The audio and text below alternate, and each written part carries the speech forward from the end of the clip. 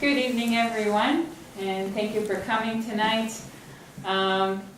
We are at Chasing Happiness, World Philosophy Day. It's pretty much the day that every philosopher is looking for the entire year. But we do celebrate world philosophy in pretty much all our centers around the world of New Acropolis. And just for those of you who are here for the first time, I just wanted to tell you in a few words about New Acropolis. So New Acropolis is an international, non-for-profit organization and a school of practical philosophy. We are here in Chicago for the past 12 years or so, and around the world for more than 60 years. We have hundreds of centers in more than 60 countries around the world. And what we do is basically through philosophy and through volunteering and cultural events, we basically try to make or to give example by leading some more simpler and more meaningful lives and try to make our environments a little bit better. And tonight we have the honor to have Dr. Greg Sadler for this special day for us, and as well Mr. Gil Sommer, who is the director of New Acropolis here in Chicago, and we will enjoy their talk and hopefully a discussion.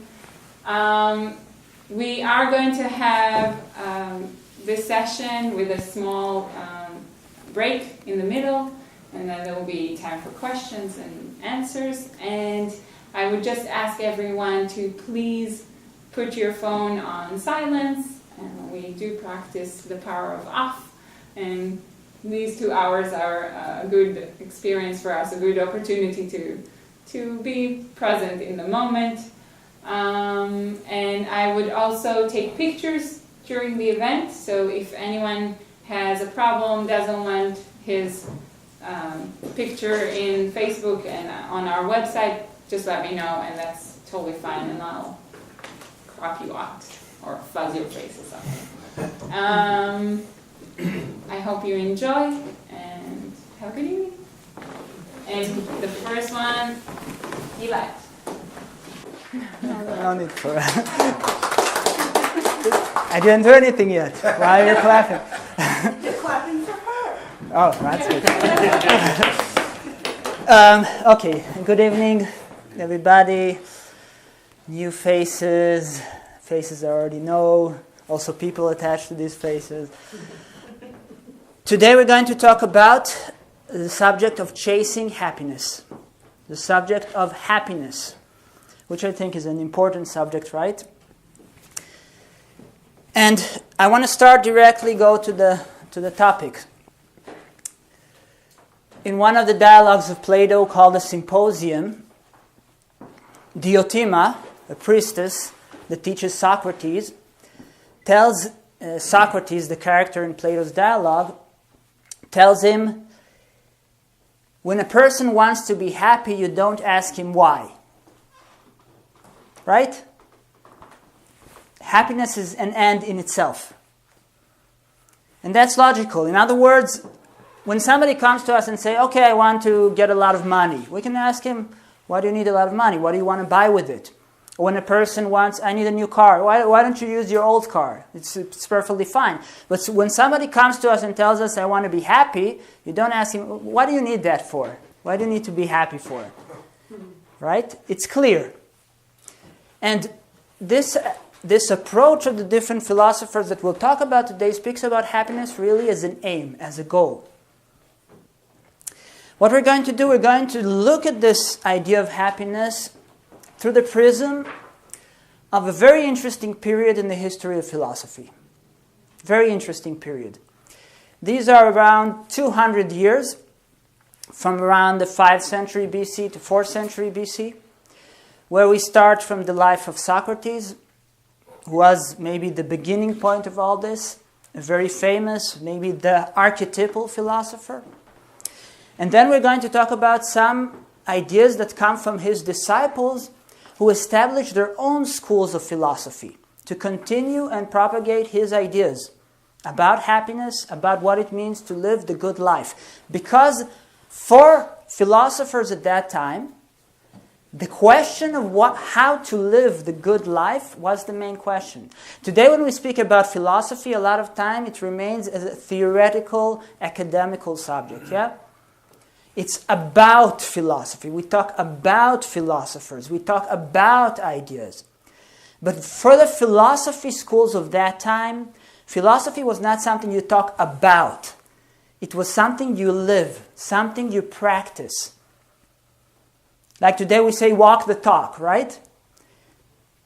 The idea of the ancient schools of philosophy is that we're searching, we're investigating for a better way of life, but we're also giving an example and we're living that way of life every day. It's not just something theoretical. Yes, there is a theoretical aspect, but it has to be complemented with practice, with action. And this is probably the best example of what Socrates was. Because when you hear people speak about Socrates, we don't have a lot about Socrates. We don't have his own writing. He didn't write anything, as far as I know. Yeah, we have people speaking about him. And when they speak about him, the one thing that is mentioned again and again is the fact that he lived his principles. He was completely integral. He had 99% integrity. No one has 100%, but he had 99% integrity. He was really moral. For example, what they say about him, that he always chose the right thing to do on the thing that was more comfortable for him to do. He always preferred justice on pleasure, if there was a dilemma between the two. Yeah. So we're going to look on this concept of happiness through the prism of these philosophy schools. I'm going to talk a bit about the approach of Socrates and Plato, and Aristotle, who was a disciple of Plato, who was a disciple of Socrates. Yeah? And Greg, afterwards, will speak about the Stoics, the Cynics, and the Cynics, which are all three schools of philosophy founded by disciples of Socrates. And now that I've explained why it's important to speak about happiness, I want to get rid of that word, happiness. Why? So I like very much to research the etymology of words, the origin of words. And one of the questions that we ask, or there are several questions that we can ask about happiness, for example, is, what is happiness? Right? Because we just said we all want to be happy, but are we sure that we know exactly what happiness is? What brings happiness? And there's another question we need to ask ourselves today is talking about happiness in a world like ours, in a world in crisis, because our world is really in crisis, is talking about happiness maybe a little bit selfish? Maybe we should not, because you can hear that, right? You shouldn't be occupied with your own happiness. Think about other things, just work, do what you need to do to survive. So why talk about happiness? Yeah, that's a question that we need to ask ourselves. And I think that the answer to this question, to all these questions, is found in words. At least today I will say that. So, let's look where happiness, the word happiness, comes from. And then I want to present another concept, which is actually when the Greeks spoke about happiness, they didn't use the word happiness, right? Happiness is an English word. They used a different word. It's called eudaimonia.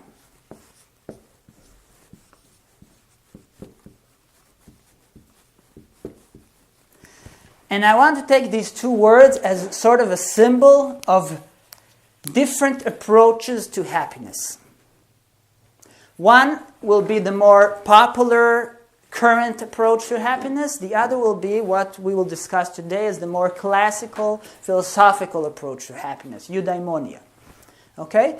So it's interesting to research where does the word happiness comes from. So the word happiness is an old Nordic word. I mean, not the word itself, but it's rooted in old Nordic words. Especially the root hap, which means luck, fortune, luck. Other words we know, for example, that come from the same root are happening, happenstance, perhaps. All these words come from the same root. So in fact, when we say happy, we mean fortunate, if we think about it. Now, what does fortunate tells us about this quality of happiness?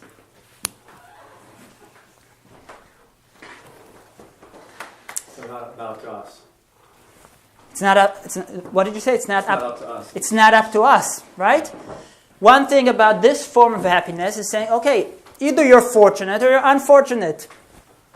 Either you're born to a rich family or a poor family, in this country or that country, with that body or the other body, yeah? It's not up to you. That's one aspect of being fortunate, lucky, right? So there's also a mysterious element. It will come, I don't know how, this happiness will come. It's a matter of luck, yeah? Fortune, whether maybe you'll be happy, maybe not. That doesn't depend on you. So it's also a very passive approach to happiness. It says, you can't do anything about it so much, just wait and see if happiness comes to you. So both passive, not up to us. It's also dependent on external circumstances, right? If the weather is fine, I'll be happy. If the weather is not so great like today, I won't be happy. I'll be unhappy. So it's something that's very external. And it's also something that's very temporary, fleeting. Yeah, because the weather is fleeting, my emotions are moving, changing all the time, circumstances in life are changing, so sometimes I'll be happy, sometimes I won't be happy, depending on what's going on around me. Yeah? So, fleeting.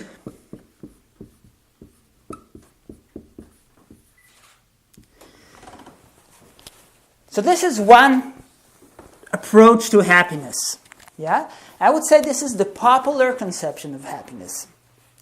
Right? This is usually when we speak about happiness, that's what we hear. That's why I don't want to talk about happiness today. Even though the talk is named Chasing Happiness, I don't want to talk about happiness. I want to talk about eudaimonia. Now, here we have a more complicated etymology. Because we have to dig in a little into Greek philosophy to understand this. So eu means good. And here we come to the complicated part. Daimonia, daimon. There are different opinions, but in general we can speak about spirit or some kind of God or something from above. I think that the best explanation for a daimon comes from a very interesting event that took place in 399 BC. Very important event in the history of philosophy, which is what we call the Trial of Socrates.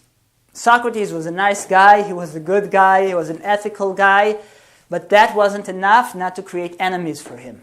And at a certain point he was put on trial for corrupting the youth, because he taught people to think. He taught the youth to think, so he's corrupting them. That's bad. And for impiety, which means saying things about the gods. For example, he didn't believe that the gods fought against each other. He thought that's too human. Yeah? So he was put on trial on corrupting the youth and impiety. There's a very interesting speech that he gives as a defense in that trial. There's a whole book by Plato describing this trial, called Apology. We're not going to get into that book right now. Just a small detail that he mentions there, while he's giving his defense, he's talking about that his entire life he was led by a voice, his daimon, an inner voice of his that told him, don't do this, do that. Gave him instructions on how to live ethically, how to live well. Now, although there are all kinds of theories on this, I heard people say that it's like some kind of spiritual element, spirit elemental, an inner God, and so on. But I want to suggest a very simple explanation. that what Socrates called its daimon is actually what we call our higher self, our conscience, our higher voice. Yeah, that voice that we all sometimes listen to, that tells us, don't do this. This is not the right thing to do. Yeah, our little Jiminy Cricket. You know Jiminy Cricket, the character from Pinocchio? No. You see, everybody here saw the Disney movie Pinocchio. By the way, in the original book of Pinocchio, the character doesn't live for long, because Pinocchio kills it very quickly by throwing something at it, and it's a very interesting symbol because this is the voice of conscience, of our higher awareness. And what happens when we don't listen to it? It disappears, it dies. Yeah, it becomes very, very quiet. That's what the Tibetans call the voice of the silence. So when Socrates speaks about his inner daimon, he doesn't speak about an alien or a demon. Yeah, that later it was interpreted in this way. He was talking about really his inner conscience, his higher self. What the Greeks also called the noetic element, the spiritual intelligence. So when we take this and we speak about eudaimonia, we already have a little bit different interpretation of happiness. We speak about a happiness that is not passive, that doesn't depend on external circumstances, but is something that comes from within us, that is a sort of a state of mind that depends on if we are listening to our inner self, to our inner voice.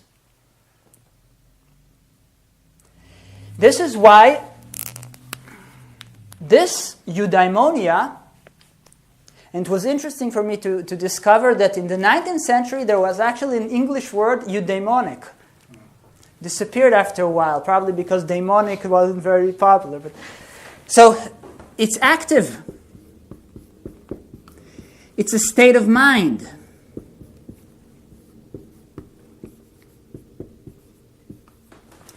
It is a way of life. Now that sounds weird, right? To be happy is a way of life. Happiness is a way of life. Sounds a little bit strange, right? Because we usually are told, no, happiness is something you need to buy at the store on Amazon. If you buy these and these things, then you'll be happy. When you get that job, then you'll be happy. When you get that promotion, then you'll be happy. When you'll be in a relationship, then you'll be happy. But the Greek philosopher says, no. These things are nice. They're important in life.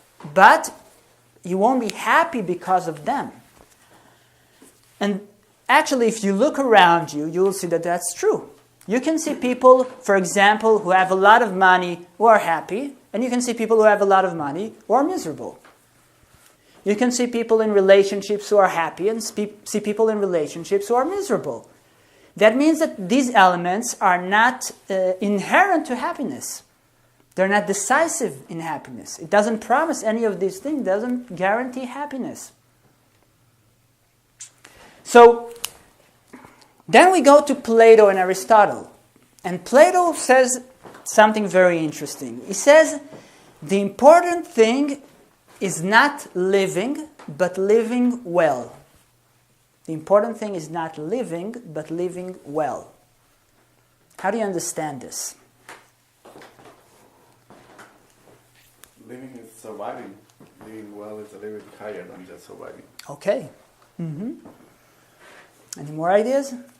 So Javier said, just living is surviving, and living well is more than just surviving. Well, living a meaningful life where you feel that it's, filled with a purpose, and it's allowing you to grow as you live your life. So living well is living with a purpose. So you're saying that Plato says, okay, there are two choices. You can live, and in any case, we are alive, right? Biologically, we are alive, we're breathing, there is movement in our body, we are moving around. But Plato said this is not enough just to be alive, just to survive. What does it mean to survive? It means that I live just for the maintenance of my body. And the maintenance of the body can go to a great extent, yeah? To have a roof, to have a bed, to have all kinds of things that make me comfortable, to experience pleasure, and so on and so on. But it says this is not enough. It's not enough to live, but we need to live well. That means live with a purpose. Live with meaning. Live with virtue. For the Greek philosophers, especially Plato and Aristotle, we find that the virtue is a very important element in happiness, in eudaimonia. I said I won't use that word anymore. In eudaimonia. But what does it mean to live with virtue? So what do the Greeks mean when they speak about virtue? It's not exactly what we speak about. The word for virtue among the Greeks was arete.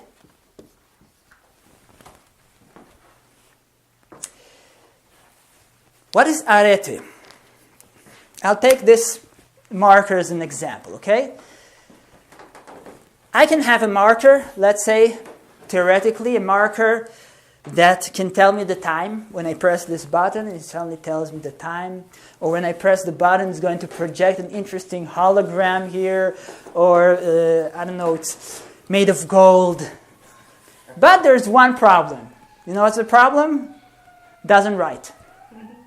So is it a good marker or a bad marker? Pretty bad one. Yeah. Even if it's gold. And it can project holograms, it can tell the time. Maybe it's good as a jewel, or maybe it's good as a watch, but it's not a good marker.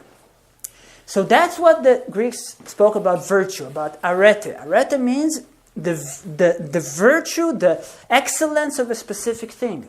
What makes a thing good. So for a marker, we can say the quality of its writing. Because without it, it's not worth anything. Yeah, we can imagine things for a chair, for a table. And then we get to the question of, okay, what is the arete of the human being? What is the arete of the human being? Living to fulfill your purpose. Living to fulfill your purpose. What is living to fulfill your purpose? What is your purpose? Eudaimonia. Eudaimonia. We're getting to, okay.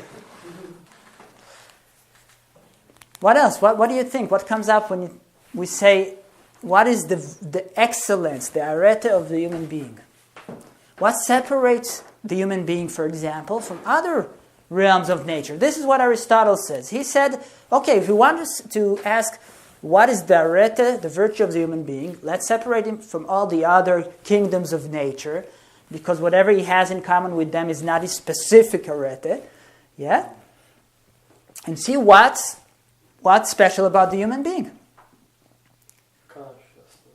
What? Conscious. You're being conscious about your existence. Okay, so one thing we can speak about is self-consciousness, right? We don't know a lot of animals that can look inside of ourselves, yeah, and say, "Oh, I wasn't that great today."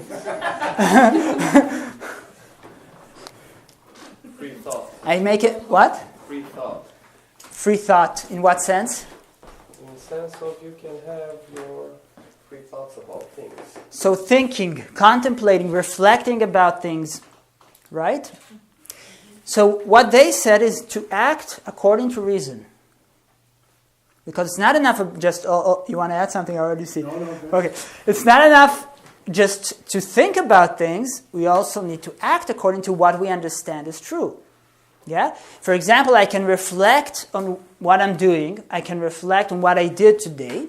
Yeah? I gave the example, I shouldn't have done that. And then I said, okay, I correct myself to the next time. This is a very human thing to do. And I'll act according to my new insight. I understood something new. I had a new insight. I understood something new as true, as right. So now I'm going to act according to that. I'm going to act according to my reason. Another aspect of this is, okay, I'm very hungry right now, but I'm sitting here in the middle of the lecture. I'm not going to stand up and go to the kitchen to grab something from the refrigerator, right? Why? Even if I'm hungry, yeah? Because I can control my urges. This is something very human. I can say to myself, listen, I'm glad that you're hungry, but this is not the right time. So I put this aside. This is to act according to reason. This is what makes a human being special. And the Greek philosopher said, if you live in this way, if you're integral and just with yourself, you will be happy. And these were two main qualities. There are more, yeah? But two main qualities that Socrates gave us about being happy, eudaimonias. I don't know even if there's such a word, eudaimonias. Justice and integrity. Justice means that we have harmony within us. There's an interesting dialogue by Plato called The Republic, one of his most famous, when he said, the most unjust man is the most miserable person. And he gives example of a tyrant. And he said, the tyrant is the most miserable person. Now, for us it seems weird. No, the tyrant is partying all day. No. And he's giving good explanation. He said, the tyrant always lives in fear because he can't trust anybody. Everybody wants to take his position. The tyrant has disharmony inside of himself because he's going against his own conscience. He's not decisive. He doesn't follow his inner voice. So there's no harmony inside of himself. So he's very miserable. And the person who is the most happy is the person who is most just. And justice, simply explained, I'll try to explain this simply, is to give to every part in herself what it needs and not what it wants. So I said before, I joked about the example of I'm hungry, I'm just going to leave you all and go to the refrigerator. But, okay, a part of myself wants to eat. It wants. Is it what it needs right now? Is it what I need? Not necessarily. So I can reflect on the different aspects of myself, and we have different aspects. We tend to think about ourselves as a unit. But we do have different aspects, right? We have a mind, we have emotions, and they don't always agree, the mind and the emotions, right? We have a physical body. And these different aspects of ourselves sometimes have different wants. And to be just is to have, in a way, our inner president. To have a president inside of us, which is us. Inner leader, inner president, inner driver, whatever you want to call it. An inner leader, yeah? That looks at the different aspects and say, okay, what is right for the whole? Not just for this part. This part wants to eat, great, but for the whole, this is not the right thing to do. Yeah? When we make choices in life, to make choices according to what is good for the whole. This is to be just with ourselves. Now what happens when we're unjust? We take more than what we need or less than what we need. We usually speak about the more than what we need, but we don't speak about the less than what we need. We don't feed some parts of ourselves, for example. Let's say our emotions. Our emotions have needs as well. Sometimes we ignore them. Or we don't feed our mind. Yeah? So either we undernourish. It's interesting because in the Hindu culture they spoke a lot about this image of the chariot with the 4 horses. And the horses symbolizes the different aspects of ourselves. And these horses, they just want to do whatever they want. And then you need to bring a charioteer to ride this chariot. But this charioteer needs to feed the horses. You can't ignore the horses. You need to give every horse what he needs, but not too much because the horse will be fat and won't be able to move. Yeah? Or not too little because the horse will die. So it's important to have inner justice, to lead ourselves from within. And integrity is just the other aspect of it towards the outside, towards the people we live around, towards society. Because integrity means walk the talk. It means I'm doing what I believe in, what I'm saying is right. I'm not saying one thing, yeah, and then doing something completely different. Yeah, Greg gave me an example. Earlier today we spoke about what's happening in Zimbabwe right now, and he said that they interviewed the military chief there, and he said, this is absolutely not a coup. Yeah? I'm just taking the president, putting him in house arrest, and taking control of the country, but it's not a coup. Yeah? This is what we tell ourselves sometimes. We tell ourselves lies. Yeah? We lie to ourselves, we lie to other people. And to have integrity, what does it mean? It means that I'm saying something that I believe in. I'm not just saying words because I know that's the right thing to say. I'm saying things because I truly believe in them. Yeah? And then I also act according to these words. That's integrity.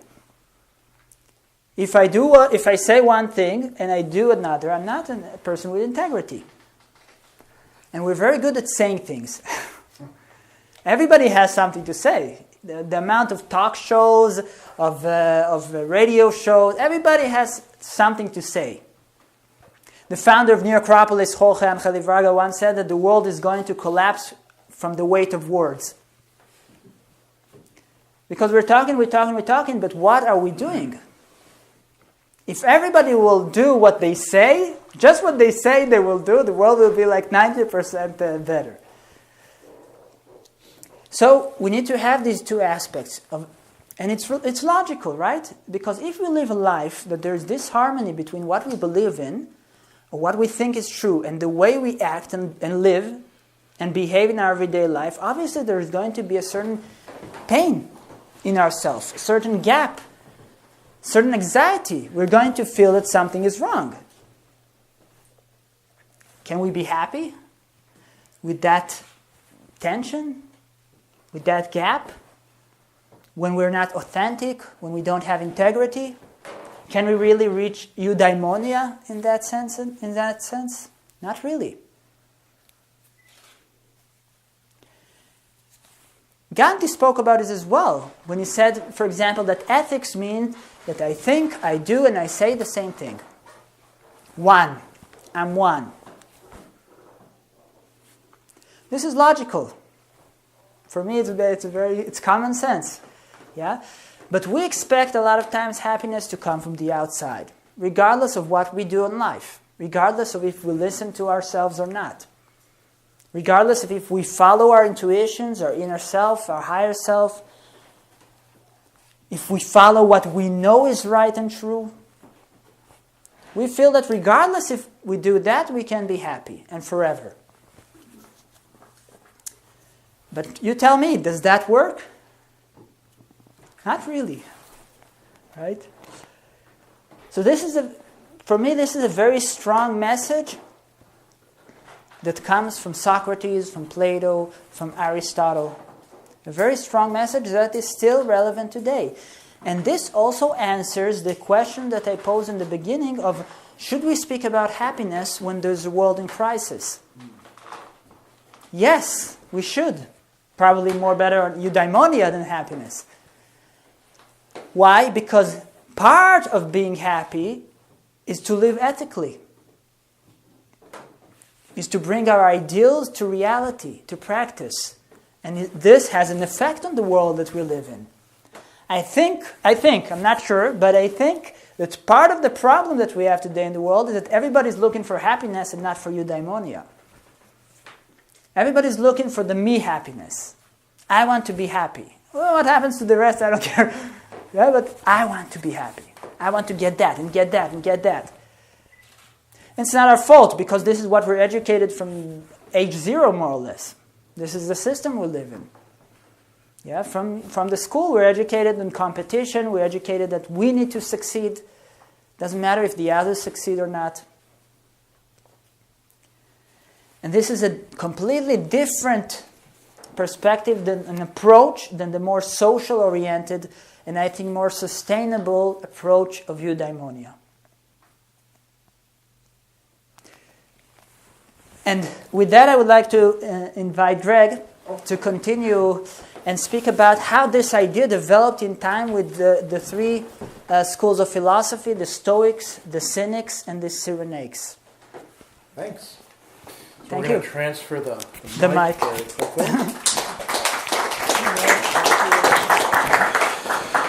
Yeah, that was a really wonderful talk. And I'll say something a little bit about history in philosophy. So when it comes to ancient philosophy, Traditionally, we talk about 5 major schools, and so Plato's, Academy, Aristotle's Lyceum, the Stoics, and from the Stoa Poikile, Epicurus's Garden, and then we talk about the Skeptics, some of whom were in the Academy and some of whom were out of that. We're not actually going to go over all of those tonight. Some of the schools that I'm talking about are what are called minor Socratic schools, and some of them are quite interesting, in part because Jill mentioned you have this character, Socrates, who really impressed people. He, whatever it was about his character, about his life, about the integrity, Socrates would make fun of himself a little bit in some of Plato's dialogues. People would say, "Oh, Socrates, you're always saying the same things," and he says, "Yes, and I not only say the same things, I say them about the same things. I stick to the actual message. In a way, he's saying you can trust me, not like those other guys who tailor their message to this person or that person and change their minds about things." Socrates' character was so impressive that we get different portrayals of him. So already in his own time, we have, Plato and his dialogues, and then we have this other guy, Xenophon. And Xenophon's Socrates looks quite different than Plato's Socrates. In a way, he actually looks much more like what we're going to talk about as the Cynics, or as the Stoics, who drew on Xenophon a bit more.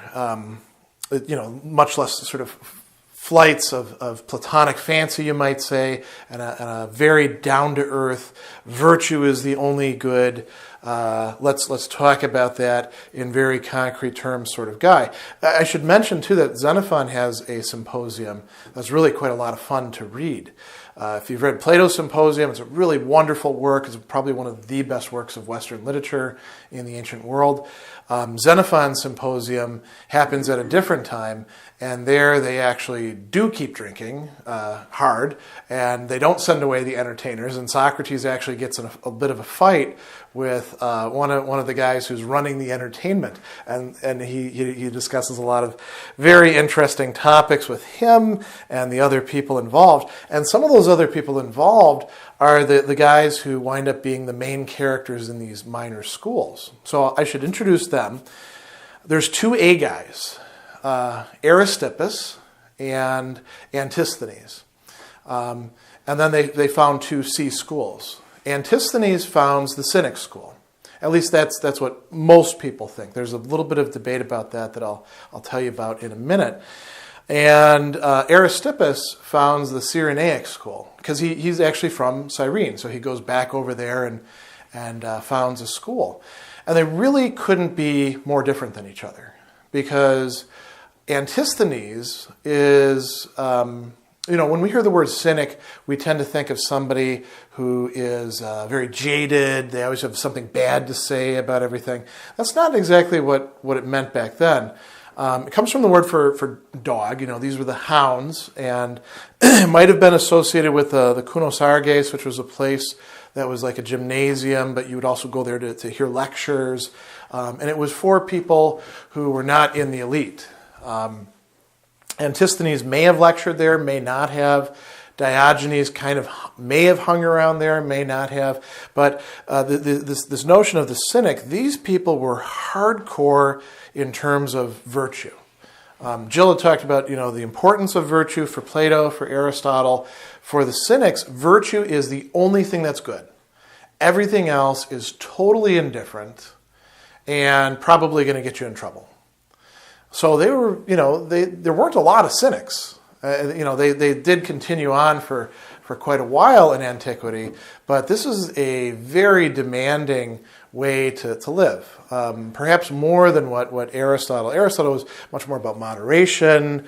One thing we could talk about, Aristotle thought that you do need some possessions and some friends in order to live well in addition to virtue. The Cynic said, forget that you don't need any of that stuff, just virtue itself. On the other end, we have Aristippus. And Aristippus said that eudaimonia, happiness, isn't virtue at all. So he's departing from Socrates. He says it's pleasure. And so what we have there is a hedonistic approach before even Epicurus comes on the scene. So there were actually several different hedonistic schools in antiquity. Now, unfortunately, when it comes to those two schools, we don't have anything that they wrote. We have, little fragments of things from other people's works where somebody else says, well, Aristippus said this, like Cicero tells us some of that, or Antisthenes said this. Some of that we get from, say, Xenophon, where they're characters in his dialogues. Diogenes Laertes is another important source. But we don't have anything that they actually wrote. And these guys did write things. Antisthenes, there's a very long list of all the books that he wrote. We don't have a single one of them. So we're at a disadvantage in fully figuring out what their positions were compared to, say, Aristotle and Plato. We don't actually have everything that Aristotle wrote, but we've got, a good bit. And with Plato, probably most of what he wrote. So I think we can be fairly confident about that. But with these other schools, we have to sort of reconstruct it on the basis of what we hear from other people. So I wanted to start by talking first about the Cynics as such.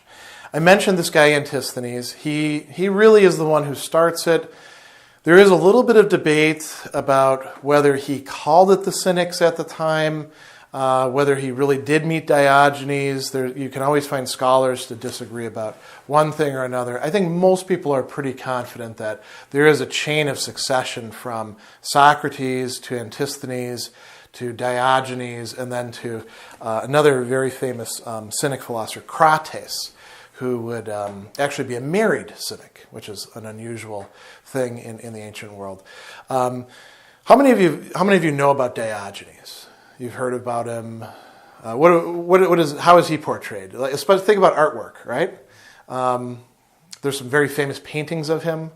How do we see him? There's really two that people look at the most. Do you remember the paintings offhand? Not really.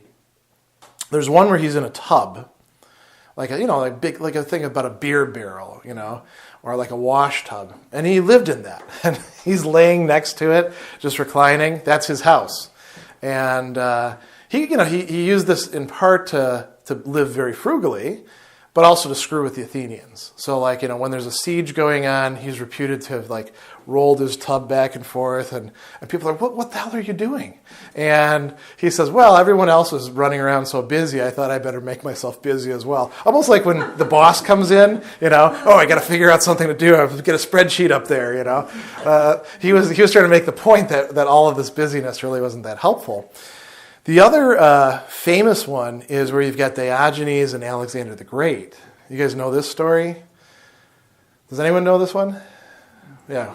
What is Diogenes? How does it? Alexander comes in. So Alexander comes in and he tells him if he wants anything from him. Yeah. And Diogenes says, yes, could you please move because you're taking the sun on me. Exactly. So again, very bare bones, right? I'm sunning myself. I'm getting my vitamin D that we get from the sun, right?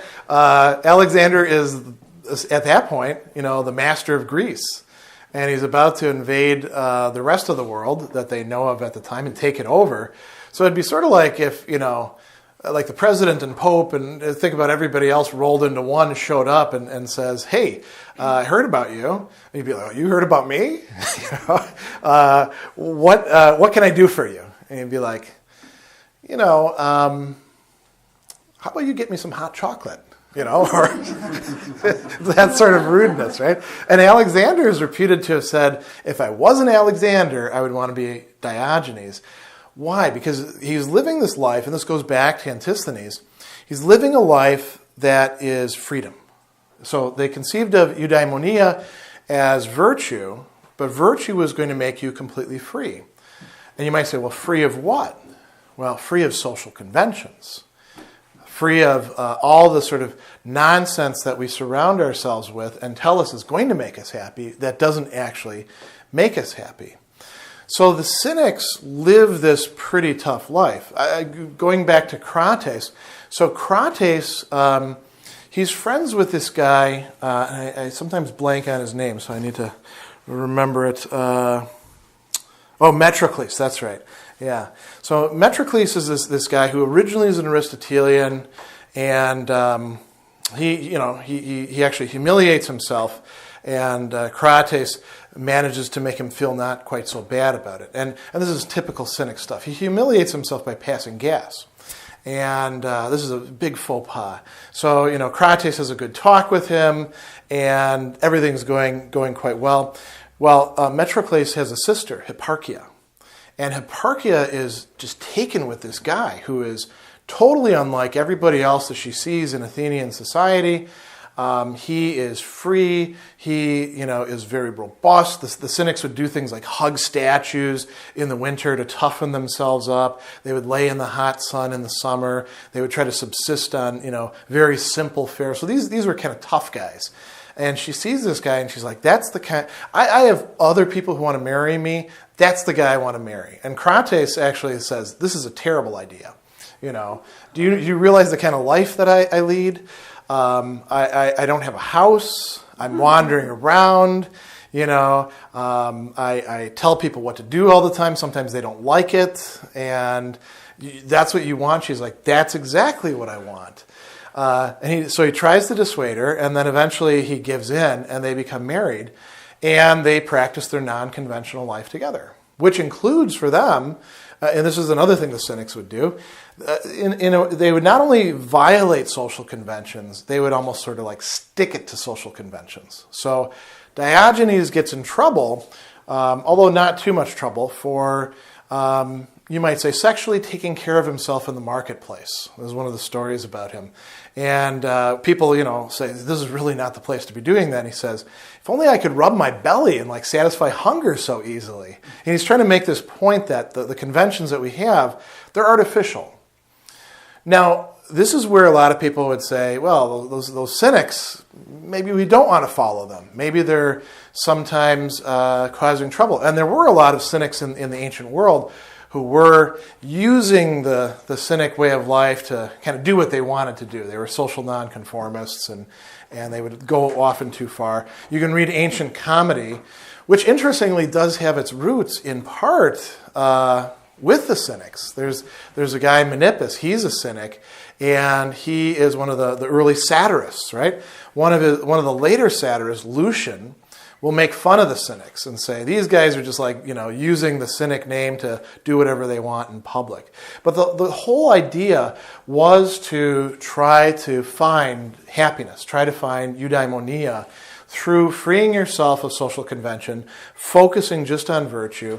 And also the other thing that I'll mention about them, they viewed themselves as the heralds of the gods. Socrates was going around, this is part of how he got himself killed, right? He was corrupting the young in part by going around and asking people all these questions. But the questions were things like, why is your life so screwed up? Why is there this disjunction between what you say and what you do? Don't you think that you should be caring just as much for your soul as you are for your body, or for your possessions, or your social standing? Shouldn't you care about your soul? So the Cynics are doing that. They're telling people, listen, you really should be caring for the soul, and look at me. I'm actually doing that. I'm going to harangue you. Diogenes was particularly bad for that, right? He's the guy who wanders around with a lantern saying he's looking for an honest person. He can't find one in the city. He's making a point. And this aspect of the Cynics really impressed some people. Even people who didn't belong to their school, like the Stoics. Epictetus, who's got a whole chapter on the Cynic way of life, talks about this if you're going to do it, expect it to be a hard life. Expect it to be one that's focused on just virtue for its own sake. You need to be ready to be the person who is the herald for the gods, who's telling other people through your example, through your haranguing them, how it is that they ought to be changing their life. And be ready for them to throw rocks at you and to say terrible things. And if you can't do that, don't be a Cynic, because that's what the Cynic life involves. There's a few interesting little passages that I wanted to bring up, like Diogenes. This is one of the stories told about him. He was observing a child drinking out of his hands, so he throws away his cup and says, this child has sort of outsimplified me. So you might think of them as the early minimalists. We have this minimalism movement today. The Cynics are among those. He said he threw away his bowl when he saw a child who had broken his plate taking up his lentils with the hollow part of a morsel of bread. So very adaptable. Antisthenes, was quite an interesting guy in his own right. We actually know a little bit less about him, unfortunately, than we'd like to. But I do want to mention that Xenophon himself, he's not a member of the Cynic school, but he's pretty favorable to that whole way of life. And I think some of the military people, like Xenophon, kind of steered towards that dimension. Let's shift gears now to Aristippus. So we're like at the other extreme. Aristippus probably is not getting his ideas from Socrates. He's probably coming up with a good bit of this on his own, but he was a student of Socrates. Xenophon actually doesn't like Aristippus. As a matter of fact, a lot of authors, really rail on Aristippus almost as much as they would against the Epicureans. The Epicureans also were kind of the bad boys. They would get nailed from every single side. Just read somebody like Cicero, who's fair to just about everybody else, but always is attacking the Epicureans, and you'll see what I mean. So Aristippus was devoted to pleasure. And he had a lot of students, some of whom went off on their own and kind of introduced their own wrinkles into the doctrine. I've got a few things that are kind of nice talking points to launch off from. Here, this is from Diogenes Laertes. Being once asked what advantage philosophers have, he said, "Should all laws be repealed, we'll go on living as we do now." When Dionysius inquired what was the reason that philosophers go to rich men's houses, this is a constant reproach. Hey, how come you guys are like hanging out with the rich people, going to their dinner parties? Aren't you sort of prostituting philosophy? He said, well, the philosophers know what they need while the other do not. And then he said, it's better to be a beggar than to be uneducated. The one needs money, the others need to be humanized. So he's not just devoted to pure hedonism. He actually thinks it's important to have some control over your desires for pleasures, to live a life that's more rationally structured. And by doing that, again, you see this theme of freedom. The rich don't know what to do with their money. Why shouldn't they just give it to philosophers? They know what to do with it. Buy nice things and have a good time. He says, in answer... We have a donation box. Diogenes says, in answer to one who remarked that he always saw philosophers at rich men's doors, and not Antisthenes, Aristippus was one of these guys who was constantly going to rich people's doors. He said, well, physicians are in attendance on those who are sick, but no one for that reason would prefer being sick to being a physician. So the idea was that the philosopher would come in and, help the rich people figure out what to do with their money. Usually they don't know what to buy, and maybe they would make a donation or something like that. Whereas the Cynics, they wouldn't have anything to do with that. That would, their conception of virtue, you have to detach yourself from that sort of thing.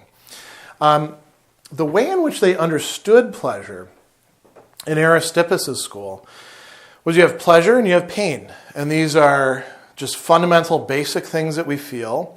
You also have a sort of middle state of not feeling pleasure or pain. And the goal is to have as much pleasure and as little pain as possible.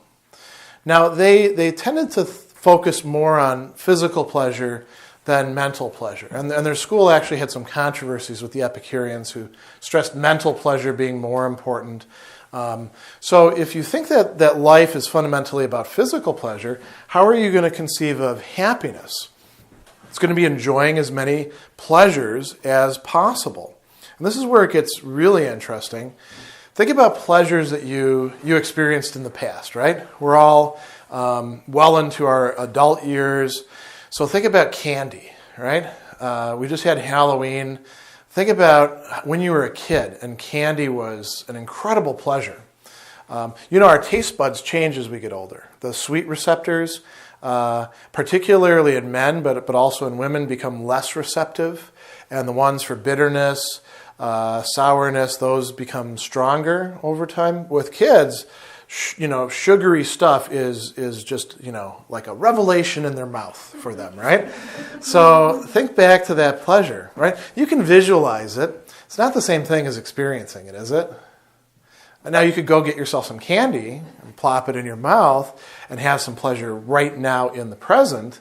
And if you were really rational and you wanted to be happy all your life, what you would want to do is set up your life so you're going to continually have as much pleasures as possible.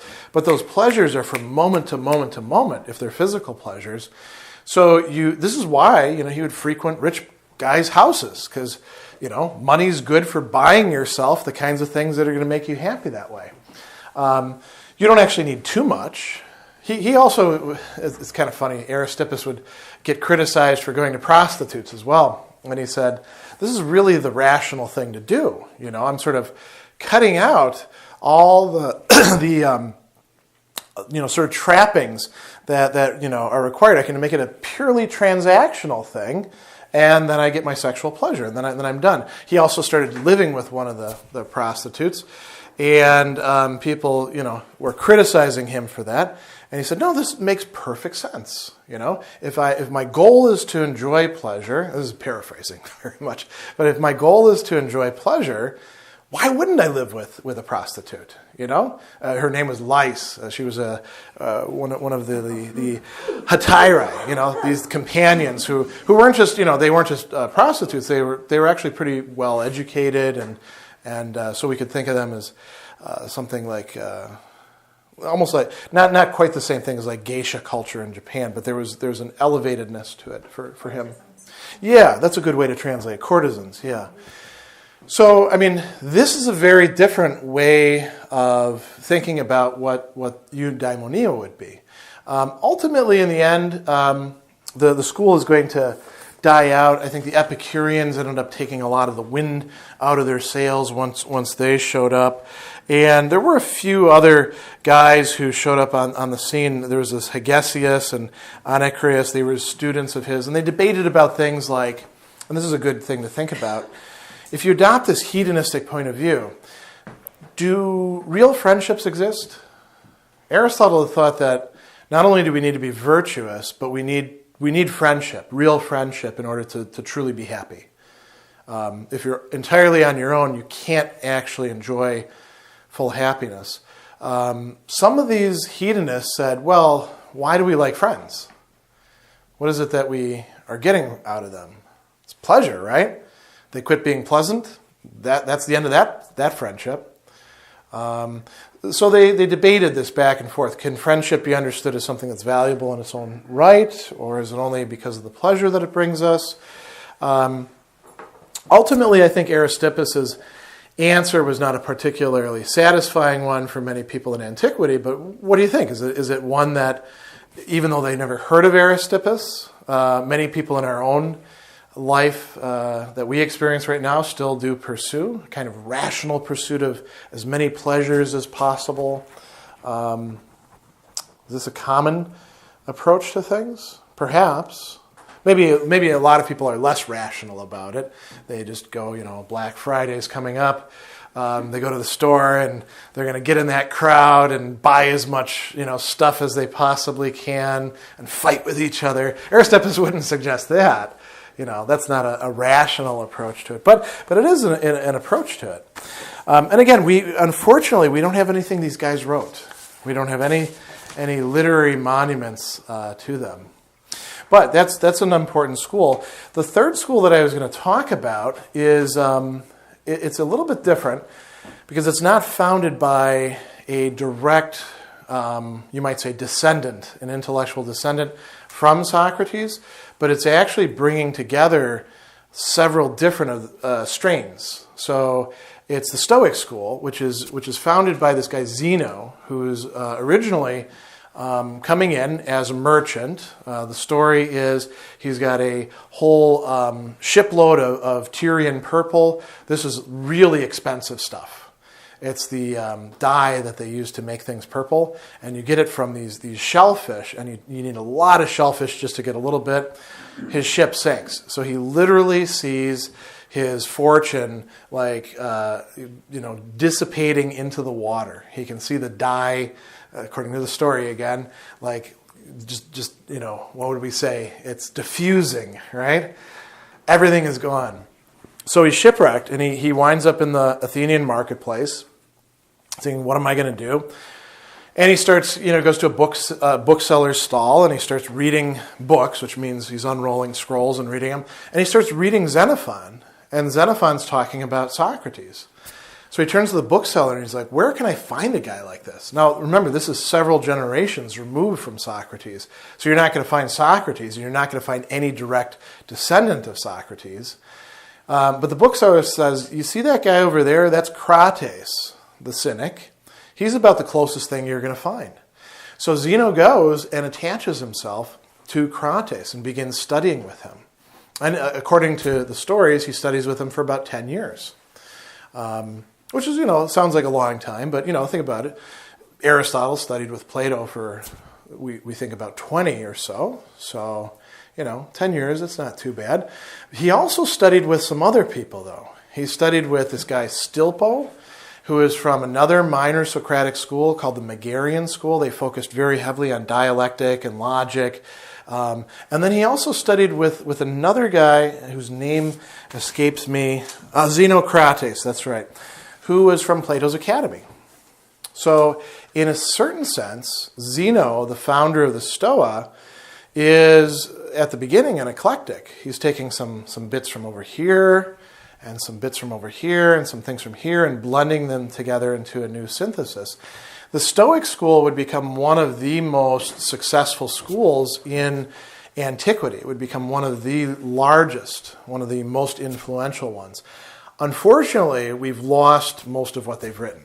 One author, Chrysippus, apparently wrote over 700 scrolls. We've got none of them. We don't have anything Zeno wrote. We don't have anything all the way down to the late Stoics. We do have a few fragments here and there. We have some recordings. Cicero tells us quite a bit about what they have. But the main people that we have are people who were on the late end after the school had been going on for a long time. We have Seneca, we have Epictetus, Marcus Aurelius. We have Epictetus' teacher in fragments and a few lectures, Musonius Rufus, and we have a few other things as well. Now, why was this school so attractive? Why were the, not just Greeks, but Romans and Rhodians and people in Alexandria interested in it? They were taking from the Cynics this notion that eudaimonia is virtue, that virtue is the thing that matters the most. And the Stoics differed from, say, the Aristotelians in saying you actually don't need friends. You don't need any external possessions. Virtue by itself will make you happy. So they agreed with the Cynics in that, but they modified that a bit. It's not that you have to get rid of all those other things. Like, don't get rid of your relationships because they're holding you back, unless it is a bad relationship, right? Don't get rid of your money because you can still do good things with it, even though it's not a good thing in and of itself. These things they called indifference, and they called those either preferred or rejected or just preferred indifference. So, like, think about wealth, right? Is it good to be wealthy? It doesn't make you a good person. You can actually screw your life up worse, I suppose, if you've got a bad character, if you're really wealthy, right? You can buy all the good drugs, or spend your money on the worst causes, or we could imagine all sorts of things, right? Money by itself isn't something that's good, but you can actually use it for furthering virtue. So it's not like, we shouldn't be like the Cynics and just throw it away. We should try to make proper use of it. The use that we make of things, this is a Stoic idea. The use, in Greek, chresis, how we deal with things, that is good or bad. So we can say this about pleasure, too.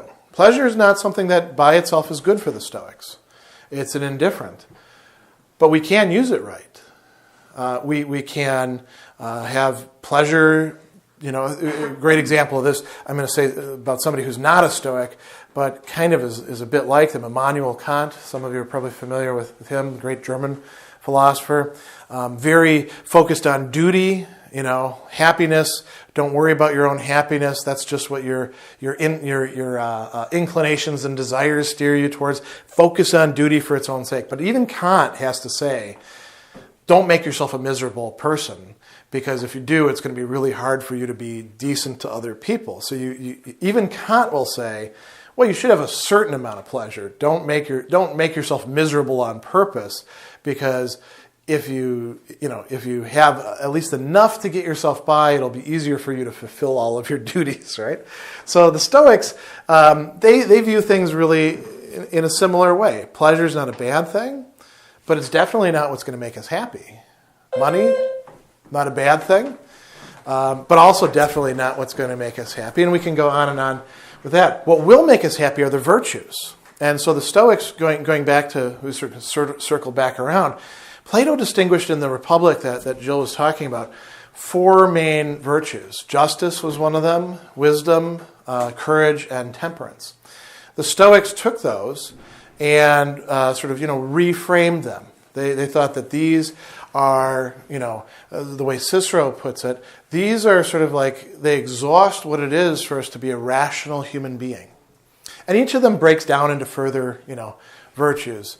So justice includes beneficence, being good to other people, right? But with these 4, you would really have the totality of what it requires to live a rational life, to be a fully developed human being, to have eudaimonia.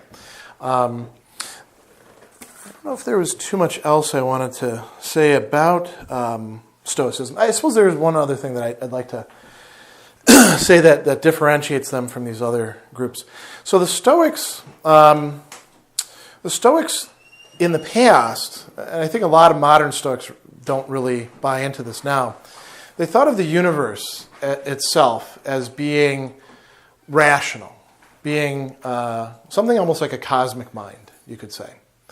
And we're all parts of that, at least the highest part of ourselves, the part that's not just animal, the part that makes decisions, that can stand up against appetites, the part that rationally thinks out what's good for us, the part that actually connects us up with other people. The Stoics call this the ruling part, the hegemonion. It's also the rational part, the logikon. It's also the faculty of choice, the proairesis in Greek. This is the core of who we are for the Stoics. And it connects us up in classical Stoicism with the entire cosmos. Because the entire cosmos is ruled and governed and structured by some cosmic logos, some mind that actually wants the best for us. It introduces some interesting questions like, well, if that's the case, why is the world so screwed up? And the Stoic answer is, well, us. Not doing what we're supposed to be doing, pursuing happiness under the wrong kind of guise is the way our culture tells us that you just make a ton of money, you're going to be happy. Like Jill was saying, get in the right relationship. If I can just find the right girl or right guy, everything's going to fall into place, just like the rom-coms, show us, right? The rom-coms actually show us there's going to be a little bit of struggle, and then by the end of the movie, everything's going to work out, right? That's a completely flawed idea of being happy, the Stoics would say. Or what was the other thing? Oh, getting a promotion at work, right? Having a great career. That's closer to what the Stoics thought. They thought that it's important for us in our life to have meaningful activity. Aristotle very much stressed this as well. But there's a difference between meaningful activity and getting the corner office, or having a company car, or being promoted to, I don't know, district manager or something along those lines, or even just assistant manager. The Stoics thought we really have to adopt the right, you might say, framework in order to fully understand what's going to make us happy. So what we've got here in the part that I've been discussing, to supplement the Plato and the Aristotle, are a couple of different models of what happiness would be. So I'll just end on that. We've covered a lot of ground. I think we have plenty of time for question and answer. Yeah. So thank you, Greg. Sure. Thank you.